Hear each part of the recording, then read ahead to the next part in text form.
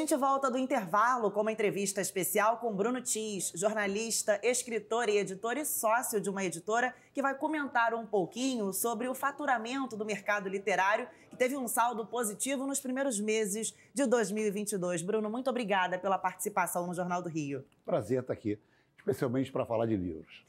Bruno, por décadas você esteve dentro de redações, né, escrevendo sobre a realidade do dia a dia, e agora você está nesse mundo literário, né? Como é que está o mercado? Como é que a gente pode falar das vendas de livros, da abertura de livrarias? Olha, eu tenho amigos que brincam comigo, né? Quer dizer, talvez seja mais fácil vender cobertor no Nordeste, no auge do verão, do que livros no Brasil. Mas é uma paixão quer dizer, claro que isso é uma brincadeira. O mercado está andando de lado, né? Mas ele tem se transformado. Se você olhar o mercado como livro, né? Como livro físico, esse livro que está nas minhas mãos, ele tem lá suas limitações. Mas se você considerar o mercado como um todo, quer dizer, as novidades, você tem hoje assim, expansões, mudanças de formato. Quer dizer, o mercado está num momento interessante. Há pouco tempo não se falava de audiobook, né? É uma extensão interessante. Você tem, enfim, e-books, que são livros eletrônicos, digitais, você tem mini-books, enfim, uma série de alternativas a partir do livro. A gente considera, quer dizer, na minha editora, o livro uma palavra, um hub, né? Que traduzido seria um centro, né? Quer dizer, seria uma parte central. Então, quando a gente olha o livro, a gente não olha mais apenas o livro físico, né? Você olha todas as possibilidades de extensão também desse livro, né? Quer dizer, eventualmente o livro pode gerar uma minissérie, um filme, ele pode dar origem a um musical, a um circuito universitário, a palestras, a documentários, enfim. Então, a gente tem esse olho. Nesse sentido, quer dizer, olhando o copo meio cheio, claro que a indústria de livros no Brasil vai bem. Agora, sempre poderia ir melhor, né? Bruno, e essas alternativas, né, assim, acabam movimentando o mercado. E aí, o quanto isso gera, assim, de economia, mais ou menos? O que você percebe de movimentação no mercado literário? Olha, a gente não... Quer dizer, esse número é difícil você contabilizar, quer dizer, a gente está em fase de mudança, né? Mas se você imaginar, quer dizer, que livros estão dando origem a filmes, a minisséries, esse mercado de audiobook, ele é crescente, ele atende deficiente, né, visual, enfim, ele é um mercado que você tem um número expansivo, você emprega lá um número interessante. Agora, o mais legal é que hoje editar livro é muito simples. Antigamente você dependia de uma editora, hoje você pode fazer autopublicação também.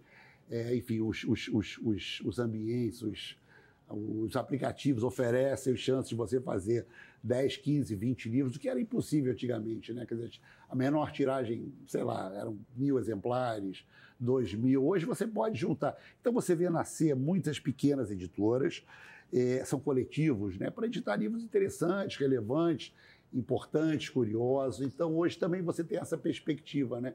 O autor pode ser editor, isso é muito legal. Pois é, Bruno, nascem as editoras e nascem também histórias, né? A gente estava conversando há pouco sobre o livro do Boechat, inclusive, numa roda de conversa. Queria que você contasse um pouquinho pra gente, né? Cada um escreveu um pouquinho, falou um pouquinho sobre o Boechat. Esse livro foi interessante, quer dizer, foi na missa de 30º dia de falecimento. O Boechat era um querido amigo, colega de jornal, amigo, de pelada, enfim. E de redação, de pescoção, que, né, antigamente a gente ficava até 2, 3 horas da manhã, de angústias, né? O Boechat era muito angustiado ali, ele queria sempre o melhor era um perfeccionista, enfim. E ele teve realmente, quer dizer, no 30º dia já estava ali, o ambiente já estava um pouco mais sereno, e a gente se reuniu depois da missa, foi no Santo Agostinho, no Leblon, e todo mundo começou a contar histórias. E alguém falou, puxa, você não tem uma história? Eu falei, tem. Vamos reunir essa? Eu falei, claro, vamos fazer isso. E foi muito legal. Foi, enfim, os amigos que estavam ali e outros, a gente fez uma lista bastante extensa, da qual participaram Mitre, Datena, Patrícia Argrives, Anselmo Góes, enfim, um time muito legal. E o livro foi 2 meses e meio depois, abençoado pela família, com o aval da dona Mercedes, que esteve com a gente, enfim, nos lançamentos. A gente fez um lançamento em Niterói muito bonito, né? O Boechat de Niterói, e Niterói abraçou. Então foi assim, foi o maior lançamento que a gente já fez. Foi num clube onde ele jogava futebol, com a família, com os amigos, enfim, Niterói inteira estava lá. Uma homenagem muito bonita.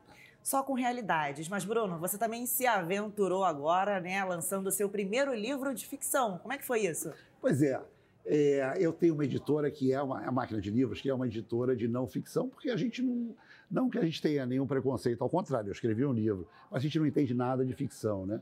E a gente sempre foi, eu brinco que é um pouco de preguiça, porque a ficção está na nossa frente, então você não tem que imaginar nada, ela está ali. Claro, você tem que imaginar o desfecho das histórias, mas procurar fatos.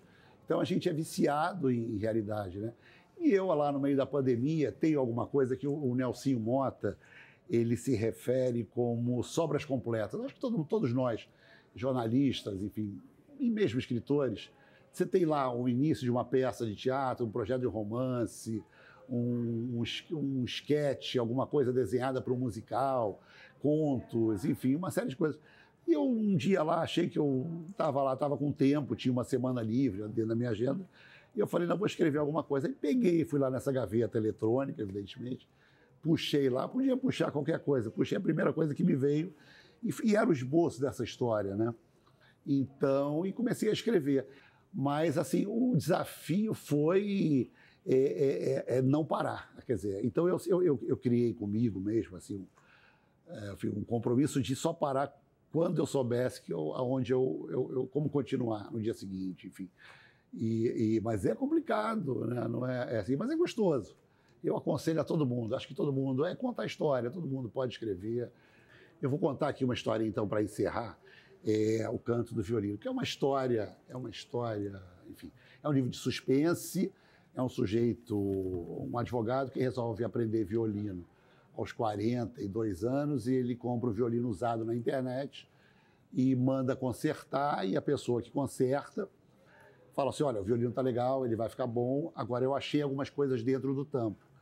E são essas peças, ele se interessa pelas peças que vão contar a história. Ele vai buscar o sentido daquilo que estava dentro daquele violino de 150 anos e ele vai descobrir algumas histórias, várias histórias.